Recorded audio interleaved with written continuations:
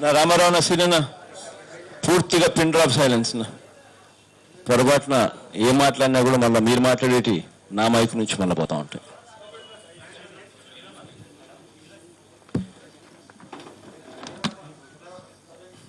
కూర్చో తల్లి, అట్లమ్మ తల్లి.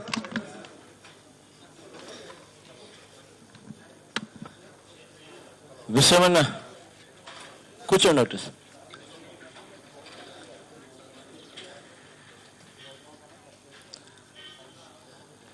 పూర్తిగా అన్న మాటలు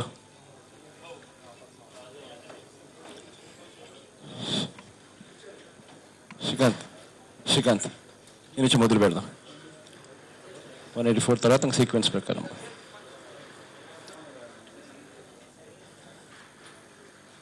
ఇవాళ ప్రజల తరపున స్పీకర్లుగా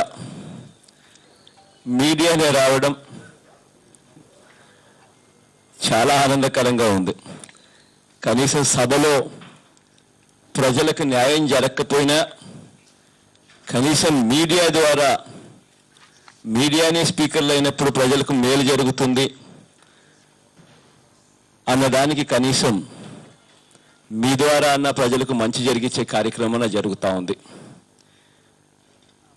ఇంకా ఎక్కువ సమయం తీసుకోకుండా సబ్జెక్ట్లోకి డైరెక్ట్గా వెళ్తే, నిన్న మనం ఎక్కడైతే వదిలేశాము అన్నది కొద్దిగా ఒక 2 నిమిషాల పాటు కొద్దిగా రీక్యాప్ చేస్తే, నిన్న మాట్లాడిన 50 నిమిషాల పాటు ఇంతకు ముందే చూపించా, దాదాపుగా 6 సార్లు 7 సార్లు ఇంటరప్షన్స్, 10 నిమిషాలు కూడా దాటిన వెంటనే ఖచ్చితంగా ప్రతిసారి ఇంటరప్షన్స్ వచ్చిన పరిస్థితులు నిన్న చూస్తూనే ఉన్నాం. ఆ ఇంటరప్షన్స్కు జరిగిన ఆ స్పీచ్లో క్లుప్తంగా నిన్న చెప్పిన దాంట్లో ముఖ్యమైన అంశాలు ఏమిటంటే, మొట్టమొదటిగా స్టార్ట్ చేసింది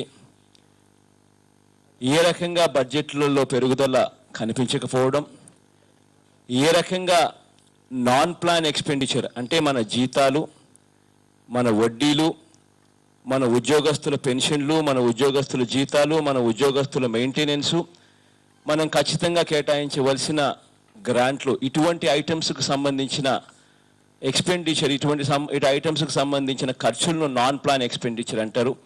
ఏ రకంగా నాన్ ప్లాన్ ఎక్స్పెండిచర్ అన్నది వీళ్ళు ఇష్టం వచ్చినట్టుగా ఎగ్జాజరేట్ చేసి బూస్టప్ చేసి ఏ రకంగా అయితే చూపించారు. మళ్ళీ అదే నాన్ ప్లాన్ ఎక్స్పెండిచర్ మళ్ళీ ఈ 2015-16 సంవత్సరానికి వచ్చేసరికి ఏకంగా 11,000 కోట్ల రూపాయలు ఆశ్చర్యకరంగా ఎలా తగ్గించారు. అదే రకంగా నిన్న కోర్ డాష్బోర్డ్ అని సీఎం ఆఫీస్లోనే ఉన్న, సీఎం ఆఫీసే సీఎంఏ పర్యవేక్షిస్తూ ఉండే కోర్ డాష్బోర్డ్ అని ఖర్చులకు సంబంధించి ఇవాళ కంప్యూటర్ యుగంలో ఉన్నాం కాబట్టి రాష్ట్రంలో జరుగుతూ ఉన్న ప్రతి ఖర్చు జిల్లాల నుంచి హెడ్ ఆఫీస్కు, ఫైనాన్స్ మినిస్టర్కు, సీఎంకు అందరికీ కూడా ప్రతిరోజు ఖర్చులన్నీ అప్డేట్ అయ్యే పరిస్థితి వస్తుంది. బడ్జెట్ అంటే nothing but total expenditure. Audited budget అంటే it's nothing but total expenditure. Plan non plan ఏ దానికి తేడా లేకుండా ఏ రకంగా CM office real time executive dashboard అని చెప్పి ఆయన దగ్గర నుంచే మన దగ్గర ఉన్న టోటల్ ఖర్చులు మార్చి 16వ తేదీ దాకా మన దగ్గర ఖర్చులు ఉన్నాయి. మార్చి 16వ తేదీ దాకా మన దగ్గర ఖర్చులు ఉంటే కూడా మొత్తం ఖర్చులు బడ్జెట్లో ఎట్టి పరిస్థితుల్లోనూ 80,000 కోట్లు దాటే అవకాశం లేదు. కాదు కూడదు అని అనుకుంటే 90,000 కోట్లను మించి ఉండే అవకాశం లేకపోయినా బడ్జెట్ను సవరించిన అంచనాల్లో ఏ రకంగా 112,000 కోట్ల రూపాయలు చూపించరు అని నిన్న ఎక్స్ప్లెయిన్ చేయడం జరిగింది, ఈ పేపర్లన్నీ కూడా చూపిస్తూ.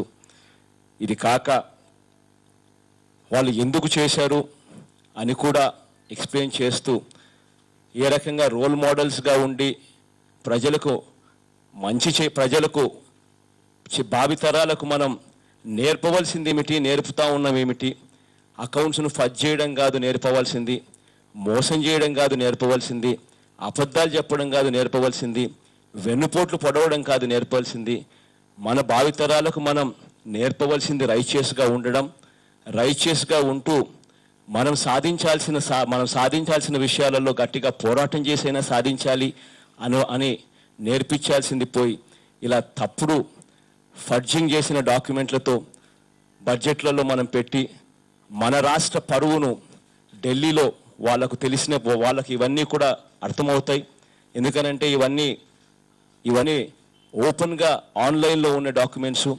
మనం చేస్తూ ఉన్న అబద్ధాలు, మోసాలు అన్నీ బయటకు వస్తే మన రాష్ట్ర పరువు ఏమవుతుంది, మన రాష్ట్రం గురించి వాళ్ళు ఏమనుకుంటారు, మన రాష్ట్ర ప్రజల గురించి వాళ్ళు ఏమనుకుంటారు అన్నది మర్చిపోయి దిగజారి చేయడం తప్పు అని కూడా నేను చెప్పుకుంటూ వచ్చాం. దాని తర్వాత వ్యవసాయానికి సంబంధించి చంద్రబాబు నాయుడు గారు రైతులకు సంబంధించిన పరిస్థితి ఎంత దయనీయంగా ఉందని నిన్న సోషియో ఎకనామిక్ సర్వే చూపిస్తూ దీనికి సంబంధించిన లోపల పేజీల్లో ఉన్న డేటా మొత్తం కూడా చెప్పడం జరిగింది. ఇది కాక ఎన్నికల సమయంలో ఇవాళ రైతుల దుస్థితి ఇంత దారుణంగా ఉండడానికి కారణం ఈ నెంబర్స్ అన్ని చూస్తే క్లియర్గా అర్థమవుతాయి. ఇంత దారుణంగా ఈ రైతుల పరిస్థితి ఉండడానికి కారణం మీరు ఎన్నికలప్పుడు మీరు చెప్పింది ఏమిటి, ఇవాళ ఎన్నికలు అయిపోయిన తర్వాత మీరు చేస్తూ ఉన్నది ఏమిటి అని చెప్పి మొదలుపెట్టి చెప్పిన వెంటనే 7-10 నిమిషాలకి డైరెక్ట్గా స్పీకర్ గారే పిక్చర్లోకి వచ్చేసి మీరు రైతులకు సంబంధించిన టాపిక్ మాట్లాడకూడదు అని చెప్పి ఆయనంతటా ఆయనే మైక్ కట్ చేసి ఇంకా ఇంతే నీకు ఇచ్చేది లేదు అని చెప్పేస్తే ఇంకా ఏ టాపిక్ మాట్లాడకూడదు, ఏ టాపిక్ మాట్లాడచ్చు అని ఆయనే నిర్దేశించడం మొదలు పెడితే ఇక ప్రజా సమస్యలు అన్నది ఎక్కడా ఎవరు మాట్లాడే పరిస్థితి కూడా ఉండదు. అక్కడి నుంచి ఇవాళ నేను మొదలు పెడతా ఉన్నా. నిన్న ఏ రకంగా చంద్రబాబు నాయుడు గారు ఎన్నికలకు ముందు ఈ రకంగా మేనిఫెస్టో చూపించి ఈ మేనిఫెస్టోలో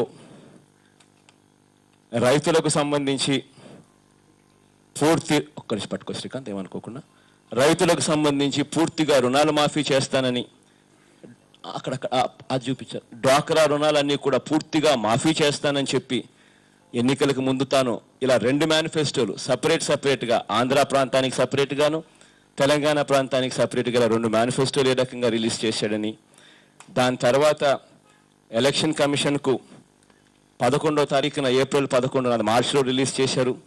ఏ రకంగా ఏప్రిల్ 11వ తారీఖున ఎన్నికలకు ముందు చంద్రబాబు నాయుడు గారు ఎలక్షన్ కమిషన్కు ఏ రకంగా తాను లెటర్లు రాశాడు, ఆ లెటర్లలో కూడా తాను రాసినది రాష్ట్రానికి సంబంధించి the financial implications of these promises were taken note of అని ఏ రకంగా చంద్రబాబు నాయుడు గారు ఎలక్షన్ కమిషన్కు రాసిన లేఖల్లో నాకు రాష్ట్రం మీద పూర్తి అవగాహన ఉంది, రాష్ట్ర ఫైనాన్సెస్ మీద నాకు పూర్తి అవగాహనతోనే నేను ప్రామిసులు చేశాను అని చెప్పి ఎలక్షన్ కమిషన్కు తాను లేఖ రాయడం. ఆ తర్వాత చంద్రబాబు నాయుడు గారు ప్రతి మీటింగులోనూ ఇదే రకంగా రైతుల రుణాలన్నీ పూర్తిగా నేను మాఫీ చేస్తాను, డ్వాక్రా రుణాలన్నీ నేను పూర్తిగా మాఫీ చేస్తాను అని ఏ మీటింగ్లో వెళ్ళినా కూడా తాను ప్రతి మీటింగ్లోనూ ఇవే మాటలు చెప్పడం. ఏ టీవీ ఆన్ చేసినా కూడా మనకు కనిపించేటివి ఏమిటి అని అంటే, టీవీ ఆన్ చేస్తే బ్యాంకుల్లో పెట్టిన బంగారం ఇంటికి రావాలనంటే బాబు ముఖ్యమంత్రి అయితేనే వస్తుంది అన్న మాటలు ప్రతి టీవీ అడ్వర్టైజ్మెంట్లోనూ కనిపించేది. ఏ గోడ మీద ఏ రాత చూసినా కూడా ప్రతి గోడ మీద కూడా కనిపించే రాతలు రైతుల రుణాలన్నీ పూర్తిగా మాఫీ కావాలంటే బాబు రావాలి, జాబు కావాలంటే బాబు రావాలి అని ప్రతి గోడ మీద కనిపించేది, ప్రతి టీవీ యాడ్లో కనిపించేది. చంద్రబాబు నాయుడు గారు ప్రతి మీటింగులోనూ రైతుల రుణమాఫీ పూర్తిగా మాఫీ చేస్తాను అని చెప్తా ఉన్న మాటలు ప్రతి మీటింగ్లోనూ కనిపించేటివి. అంతటితో కూడా ఆగిపోలేదు. దాని తర్వాత చంద్రబాబు నాయుడు గారు ప్రతి ఇంటికి ఇలా తన కార్యకర్తల చేత స్వయంగా తానే సంతకం పెట్టి ఇలా ప్రతి ఇంటికి తాను ఈ లెటర్ పంపించాడు. ఈ లెటర్లో తాను చంద్రబాబు నాయుడు గారు తెలుగుదేశం కార్యకర్త, ప్రతి కార్యకర్త ఈ లెటర్ తీసుకొని పోయి చంద్రబాబు నాయుడు గారు అమ్మ స్వయంగా సంతకం పెట్టి మీకు లెటర్ పంపించాడమ్మా మీ ఇంటికి, ఇదిగో తల్లి నేనే వచ్చి డెలివర్ చేస్తా ఉన్నాను ఈ లెటర్లు మీకే అని చెప్పి ప్రతి ఇంటికి చంద్రబాబు నాయుడు గారు పంపించారమ్మా సంతకం పెట్టి స్వయంగా అని చెప్పి ఈ రకంగా ఈ లెటర్ కూడా తీసుకొచ్చి ఇచ్చారు. ఈ లెటర్లో తాను చంద్రబాబు నాయుడు గారు అన్న మాటలు, దేశం బాగుండాలంటే రైతు బాగుండాలి, అందుకే రైతుల రుణమాఫీపై నా మొదటి సంతకం చేస్తాను, ఇదే లెటర్లోనే నా మొట్టమొదటి సంతకం చేస్తాను, ప్రతి కుటుంబం బాగుండాలంటే నా అక్క చెల్లెమ్మలు ఆర్థికంగా బలపడాలి, ఇందుకోసం డ్వాక్రా సంఘాల రుణాలు పూర్తిగా రద్దు చేస్తాను, జాబు కావాలంటే బాబు రావాలి, కాంక్షిస్తున్న తమ్ముళ్ళు చెల్లెళ్ళు కలలు సాకారం చేయడానికి ఇంటికో ఉద్యోగం / ఉపాధి కల్పిస్తాను, ఉద్యోగము ఉపాధి దొరికేంత వరకు 2000 రూపాయల నిరుద్యోగ వృత్తి ప్రతి ఇంటికి కల్పిస్తాను. చంద్రబాబు నాయుడు స్వయంగా లేఖలు రాసి సంతకం పెట్టి ఇలా ప్రతి ఇంటికి పంపించాడమ్మా, స్వయంగా మేమే వచ్చి మీకు డెలివరీ చేస్తా ఉన్నామమ్మా, సాక్షాత్తు సంతకం పెట్టి ఇచ్చాడమ్మా అని చెప్పి ప్రతి ఇంటికి ఇదే రకంగా వచ్చి లెటర్లు ఇచ్చారు. దాని తర్వాత ప్రజలు చంద్రబాబు నాయుడు గారి మోసానికి పాపం నమ్మి చంద్రబాబు నాయుడు గారిని ముఖ్యమంత్రి చేశారు. ముఖ్యమంత్రి చేసిన తర్వాత చంద్రబాబు నాయుడు గారు అధికారంలోకి వచ్చిన తర్వాత ప్రమాణ స్వీకారం చేసే రోజున ఇంకా పార్టీ కాదు, సాక్షాత్తు గవర్నమెంటే అడ్వర్టైజ్మెంట్ రిలీజ్ చేసింది. ఈ అడ్వర్టైజ్మెంట్ కూడా గవర్నమెంట్ రిలీజ్ చేసిన కాపీ ఈనాడు దినపత్రిక, అంటే చంద్రబాబు నాయుడు గారు అఫీషియల్ గజెట్, దాంట్లో ఈనాడు దినపత్రికలో సాక్షాత్ ఈ అడ్వర్టైజ్మెంట్ గవర్నమెంటే రిలీజ్ చేసింది. ఈ గవర్నమెంట్ రిలీజ్ చేసిన అడ్వర్టైజ్మెంట్లో పాయింట్స్: వ్యవసాయ రుణాలు రద్దు మొట్టమొదటి పాయింట్, డ్వాక్రా రుణాలు రద్దు రెండో పాయింట్, తర్వాత ఇంటికో ఉద్యోగం అది కూడా ఉంది. ఇలా అడ్వర్టైజ్మెంటు సాక్షాత్తు గవర్నమెంటే ఇచ్చారు. దాని తర్వాత ప్రమాణ స్వీకారం కూడా చేశాడు. ప్రమాణ స్వీకారం చేసిన తర్వాత ముఖ్యమంత్రి అయ్యాడు. ముఖ్యమంత్రి అయిన తర్వాత మొట్టమొదటి ఎస్ఎల్బిసి మీటింగ్, ఆయన ముఖ్యమంత్రి అయిన తర్వాత మామూలుగా ఈ ఎస్ఎల్బిసి మీటింగ్ అన్నది state level bankers committee meeting అంటారు. అంటే రాష్ట్రంలోని బ్యాంకర్లందరూ కలిసి మీటింగ్ జరుపుతారు. ఆ మీటింగ్కు మామూలుగా ముఖ్యమంత్రి గారు అధ్యక్షత వహిస్తారు. ఇవాళ చంద్రబాబు నాయుడు గారు అధ్యక్షతన జరుగుతూ ఉన్నాయి. గతంలో గత ముఖ్యమంత్రులు అధ్యక్షత వహిస్తూ ఉండేవాళ్ళు. ప్రతి 3 నెలలకు 4 నెలలకు ఒకసారి ఈ మీటింగులు జరుగుతాయి. మీటింగ్ అయిపోయిన తర్వాత నెట్లో కూడా ఈ డేటా అంతా పెడతారు, డౌన్లోడ్ కూడా చేసుకునేదానికి ప్రతిసారి కూడా అవకాశం వస్తూ ఉంది. ఇదే రకంగా చంద్రబాబు నాయుడు గారు అధ్యక్షతన మొట్టమొదట ఎస్ఎల్బిసి మీటింగ్ 184వ ఎస్ఎల్బిసి మీటింగ్, 184వ స్టేట్ రాష్ట్రానికి సంబంధించిన బ్యాంకర్ల మీటింగ్ చంద్రబాబు నాయుడు గారి అధ్యక్షతన జరిగింది. ఇది 30 జూన్ 2014, అంటే ఆయన ముఖ్యమంత్రి అయిన వెంటనే జరిగిన మీటింగ్ ఇది. ఈ మీటింగ్లో చంద్రబాబు నాయుడు గారికి వాళ్ళు బ్యాంకులు ఎక్స్ప్లెయిన్ చేస్తూ చంద్రబాబు నాయుడు గారికి ఇలా పేపర్లు చూపించారు. రాష్ట్రంలో మొత్తం అగ్రికల్చరల్ అడ్వాన్సెస్, మొత్తం వ్యవసాయ అడ్వాన్సెస్ 87,612 కోట్ల రూపాయలని ఇలా చంద్రబాబు నాయుడు గారికి, అంటే నేను ఇలా చూపించినట్టు కాకుండా బహుశా వాళ్ళు వేరే రకంగా చూపించిండొచ్చు. ఇలా 87,612 కోట్ల రూపాయలు వ్యవసాయ టోటల్ అగ్రికల్చరల్ అడ్వాన్సెస్ అని ఇట్లా చూపించారు, 87,612 కోట్లని. తర్వాత కిందనే సెల్ఫ్ హెల్ప్ గ్రూప్స్ అంటే డ్వాక్రాకు 14,204 కోట్లు ఇవాళటి వరకు అవుట్ స్టాండింగ్ లోన్స్ అని చెప్పి ఇలా చూపించారు. ఇది డేటు 31/3/2014, అంటే 31/3/2014కు సంబంధించి, అంటే చంద్రబాబు నాయుడు గారు ప్రమాణ స్వీకారం చేసేదానికన్నా చంద్రబాబు నాయుడు జూన్లో ప్రమాణ స్వీకారం చేశాడు. ఇది 31 మార్చి 2014కు సంబంధించిన డేటాని ఇలా చూపించారు. దీని తర్వాత ఇదే చంద్రబాబు నాయుడు గారికి ఎక్స్ప్లెయిన్ చేస్తూ రాష్ట్రంలో ఏ రకంగా టోటల్ అగ్రికల్చర్ అడ్వాన్సెస్ ప్రతి సంవత్సరం ఎలా ఉన్నాయి అని చెప్పారు. 31/3/2011లో 48,445 కోట్లు వ్యవసాయ రుణాలు ఉండేటివి. 31/3/2012లో 65,217 కోట్లు ఉండేటివి. 31/3/2013లో 78,916 కోట్లు ఉండేటివి. తర్వాత 31/3/2014లో అంటే చంద్రబాబు నాయుడు గారికి చూపిస్తూ 87,612 కోట్ల రూపాయలు చంద్రబాబు గారు అని చెప్పారు. అదే మీటింగ్లో వాళ్ళు చంద్రబాబు నాయుడు గారు ముఖ్యమంత్రి అయిన తర్వాత జరిగిన ఈ మీటింగ్లోనే అదే మీటింగ్లో వాళ్ళు ఏం చెప్పారు అని అంటే రైతులు farmers are reluctant to renew the crop loans అంటే రైతులు రుణాలు కట్టడానికి సుముఖంగా లేరు అని కూడా అదే మీటింగ్లో చెప్పారు. ఎందుకు అని అంటే యాంటిసిపేటింగ్ డెట్ వేవర్ అంటే రైతుల రుణమాఫీ ఎక్స్పెక్ట్ చేస్తూ ఉన్నారు కాబట్టి రైతులు సుముఖంగా లేరు లోన్లు రెన్యువల్ చేసుకునే దానికి అని చంద్రబాబు నాయుడు గారికి ఎస్ఎల్బిసి మీటింగ్లో చెప్పారు. దాని తర్వాత ఏం చెప్పారు? As the loans have not been renewed the farmers cannot be covered under the crop insurance schemes అంటే రైతుల రుణాలు రెన్యువల్ కాలేదు కాబట్టి రైతులకు క్రాప్ ఇన్సూరెన్స్ కూడా అందదు అని కూడా చెప్పుకొచ్చారు. దాని తర్వాత ఏం చెప్పారు?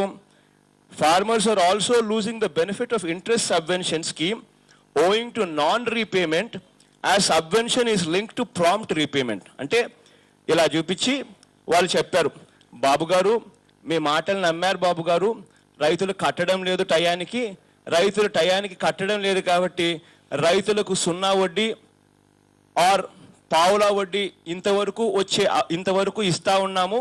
ఆ ఇచ్చే కార్యక్రమం ఇక మీదట జరగదు, ఎందుకనంటే ప్రాంప్ట్ పేమెంట్కు లింక్ అయి ఉంది అని చెప్పి ఆ చంద్రబాబు నాయుడు గారికి చూపించారు.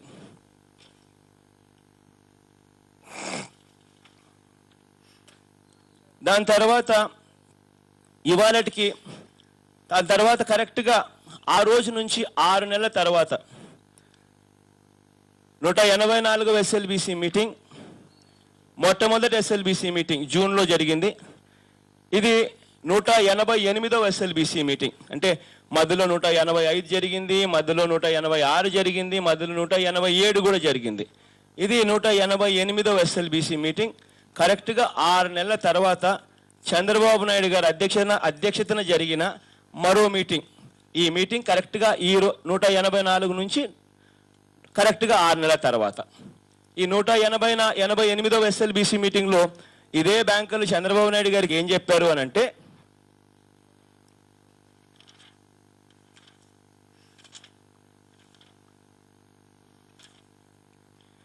అయ్యా చంద్రబాబు గారు ఇవాళ రాష్ట్రంలో మొత్తం వ్యవసాయ అగ్రికల్చరల్ లోన్లు ఎలా ఉన్నాయి అని అంటే అని ఇలా చూపించి చెప్పారు.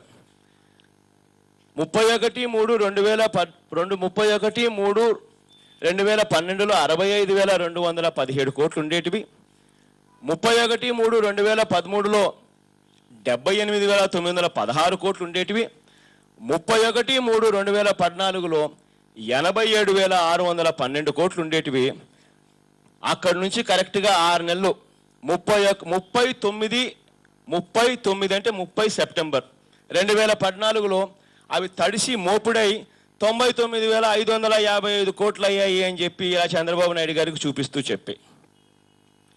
ఎందుకు నేను ఈ మాటలు చెప్తా ఉన్నాను అనంటే తడిసి మోపుడై ఇంతకు ముందు రైతులకు 0 వడ్డీ పావులా వడ్డీకి అందే రుణాలు ఇవాళ అపరాధ వడ్డీ 14% 14% పెనాల్టీతో రైతులు ఇవాళ కడతా ఉన్న పరిస్థితిని వాళ్ళు ఇలా చూపించారు. ఎందుకనంటే మామూలుగా మన అందరికీ తెలుసు రెన్యువల్స్ జరిగినాయి అని అనుకో, మామూలుగా మన గ్రామాలలో రైతులందరూ రుణాలు తీసుకుంటే సే ఫర్ ఇన్స్టెన్స్ ఒక 50,000 రూపాయలు రుణాలు తీసుకుంటే ఆ రుణం మళ్ళీ పోయి రైతు కడితే 52,000 ఇస్తారు. అంటే 50,000 దీని పాతదానికి అడ్జస్ట్మెంట్ జరిగిపోతుంది, ఇంకా 2,000 ఎక్స్ట్రా వేసి 52,000 ఇస్తారు. సో టోటల్ లెక్కేమీ మారదు. కానీ ఈ మాదిరిగా పెరిగింది అని అంటే ప్రధానంగా దానికి కారణం అపరాధ వడ్డీ అని చెప్పి క్లియర్గా ఇలా ఎక్స్ప్లెయిన్ చేశారు. సెప్టెంబర్ 30వ తారీఖుకే 99,555 కోట్లు అవుట్ స్టాండింగ్ లోన్స్. దాని తర్వాత వాళ్ళు ఇలా ఇంకొక పేపర్ కూడా ఇలా చూపించి 14వ పేజీని ఇలా చూపించి, చంద్రబాబు గారు మీకు మామూలుగా వ్యవసాయంలో ఖరీఫ్కు రబీకి కలిపి మేము టార్గెట్లు పెట్టుకుంటాము, ఆ టార్గెట్ల ప్రకారం మేము రుణాలు ఇస్తూ ఉంటాము, ఆ టార్గెట్ల ప్రకారం మేము ప్రతి సంవత్సరం టార్గెట్ కన్నా ఇచ్చే రుణాలు చాలా ఎక్కువగా ఇస్తూ ఉంటాం మేము, ఒకసారి మీరు గమనించండి చంద్రబాబు గారు అని ఇలా చూపించి చెప్పారు. ఏమని చెప్పారు? 2011-12లో టోటల్ వ్యవసాయ టార్గెట్ 31,877 కోట్లు ఇవ్వాలని మేము 2011-12లో అనుకున్నాము, కానీ 35,611 కోట్లు ఇవ్వగలిగాము అని గొప్పగా చెప్పుకున్నారు. దాని తర్వాత 2012-13లో మేము 35,654 కోట్లు ఇవ్వాలని మేము అనుకున్నాము, కానీ 50,060 కోట్లు ఇచ్చినాము అని చెప్పి ఇంకా గొప్పగా కూడా చెప్పుకున్నారు. దాని తర్వాత 2013-14 సంవత్సరంలో 47,017 కోట్లు మేము టార్గెట్గా ఇవ్వాలి అని చెప్పి అనుకున్నాము రైతులకు, రబీకి ఖరీఫ్కు. మేము 49,774 కోట్లు ఇవ్వగలిగాము అని అది కూడా గొప్పగా కూడా చెప్పుకున్నారు. మరి అంత గొప్పగా చెప్పుకున్న తర్వాత ఈ సంవత్సరం మీరు ముఖ్యమంత్రి అయిన తర్వాత పరిస్థితి ఏమిటి రైతులది అని అంటే, ఈ సంవత్సరం మేము 56,019 కోట్లు మేము టార్గెట్గా ఇవ్వాలని చెప్పి నిర్ణయం తీసుకున్నాము, కానీ మా కర్మ ఏమిటనంటే కేవలం 13,789 కోట్లు మాత్రమే ఇవ్వగలిగాము అని చెప్పి చంద్రబాబు నాయుడు గారికి సాక్షాత్తుగా చెప్పారు. అంటే రైతుల పరిస్థితి ఏమిటనంటే 56,000 కోట్ల రూపాయలు రైతులకు రుణాలు ఇవ్వాలని బ్యాంకులు అనుకుంటే కేవలం 13,789 కోట్లు మాత్రమే ఇచ్చారు అని అంటే దాని అర్థం మిగిలిన 46,000 కోట్లు రైతులు బయట 2 రూపాయల వడ్డీకి 3 రూపాయల వడ్డీకి బ్యాంకుల గడప తొక్కలేక తెచ్చుకుంటా ఉన్నారు అన్న విషయం అర్థమవుతా ఉంది.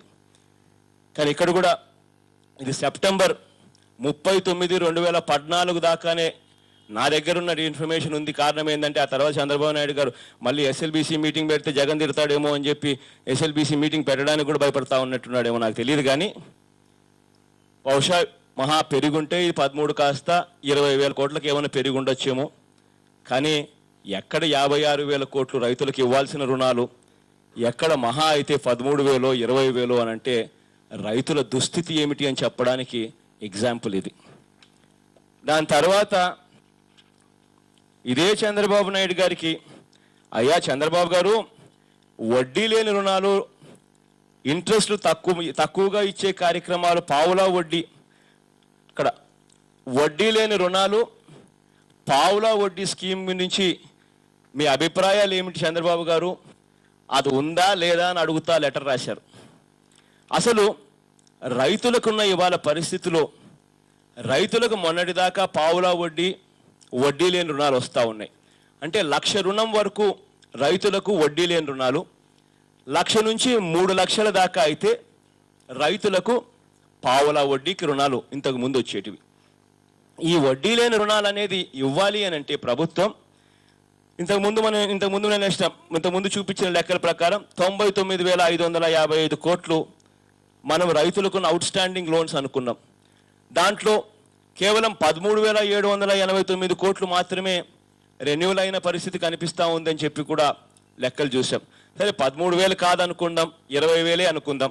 అంటే ఈ వడ్డీ లేని రుణాలు రైతులకు ఇవ్వాలి అని అంటే గవర్నమెంట్ సైడ్ నుంచి ఎంత కేటాయింపులు గవర్నమెంట్ సైడ్ నుంచి బ్యాంకులకు ఇస్తే రైతులకు ఇదే రకంగా వడ్డీ లేని రుణాలు, ఇదే రకంగా పావులా వడ్డీ స్కీము వర్తింప చేయాలి అని అంటే ఏం చేయాలి అంటే గవర్నమెంట్ ఎంత ఇవ్వాలి అని అంటే గవర్నమెంట్ ఈ 20,000 కోట్ల రూపాయలు అనుకుందాం, 13,789 కోట్లను, ఆ 20,000 కోట్ల రూపాయల మీద 4% గవర్నమెంటు, స్టేట్ గవర్నమెంట్ తన సైడ్ నుంచి పెట్టాలి. ఎందుకంటే కేంద్ర ప్రభుత్వం నుంచి కూడా ఇంట్రెస్ట్ సబ్వెన్షన్ వస్తుంది కాబట్టి 20,000 ఇంటూ 4% వేసుకున్న 800 కోట్ల రూపాయలు గవర్నమెంట్ తన సైడ్ నుంచి పెట్టాలి. అది కాక చంద్రబాబు నాయుడు గారి మాటలు నమ్మి రైతులు కట్టకుండా ఉన్న పాపానికి రైతులకు ఇవాళ అపరాధ వడ్డీ 14% పడతా ఉంది. అంటే ఇంతకు ముందే నేను 99,555 కోట్లు చూపించాను. దాంట్లో నుంచి 20,000 కోట్లు 4% కింద కట్టినా 800 కోట్లు కావాలన్నాను. అంటే బ్యాలెన్స్ ఇంకొక 80,000 కోట్లు. ఆ 80,000 కోట్లకు 14% ఇవాళ బ్యాంకులు ఛార్జ్ చేస్తూ ఉన్న వడ్డీ వేస్తే 11,200 కోట్లు. అంటే రెండు కలిపితే ఈ 11,200 కోట్లు ప్లస్ ఈ 800 కోట్లు ఉట్టి వడ్డీకే గవర్నమెంట్ 12,000 కోట్ల రూపాయలు ఇవాళ రైతులకు ఇవ్వాలి.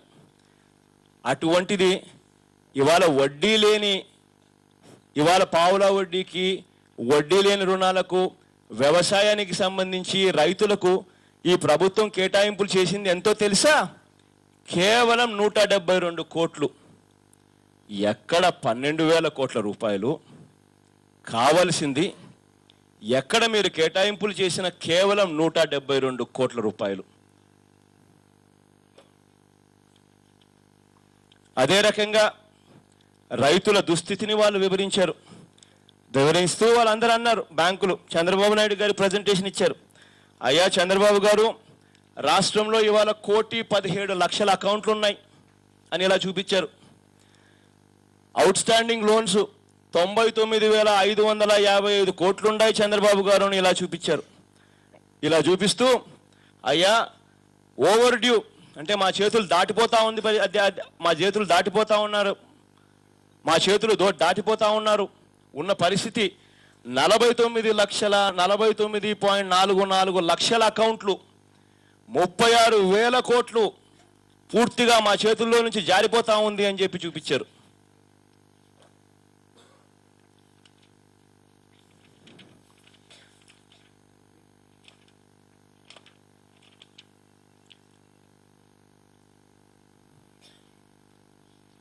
ఇవాళ రైతులు ఇంత దయనీయమైన పరిస్థితిలో ఉన్నారు.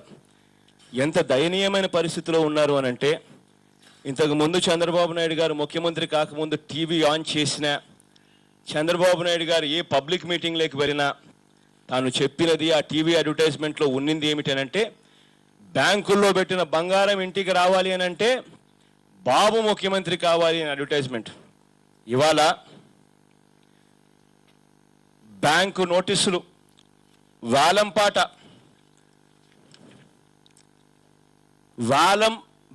బంగారం వేలం వేస్తా ఉన్నట్టు నోటీసులు.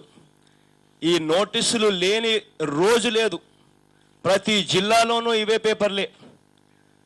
సొంత జిల్లా చిత్తూరు, వేలం బ్యాంకు రుణాలు, బంగారం వేలం నోటీసులు.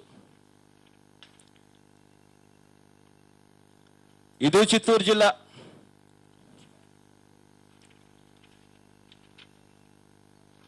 కొంచెం పట్టుకో శ్రీకాంత్, అవతల వైపు పట్టుకో శ్రీకాంత్. కొంచెం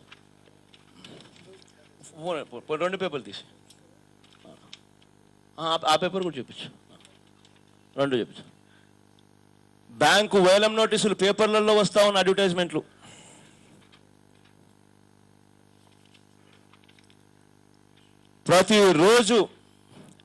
ప్రతిరోజు బ్యాంకు వేలం నోటీసులు. ఆ పేపర్ చింపేసి పెట్టుకో, ఇటు చూపించు. ప్రతిరోజు బంగారం వేలం నోటీసులు.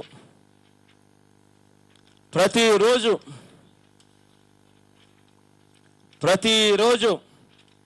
ప్రతి పేపర్లో బంగారం వేలం నోటీసులు. ఇక్కడ కింద ఇటువంటి దారుణమైన పరిస్థితిలో ఇవాళ రైతున్నాడు.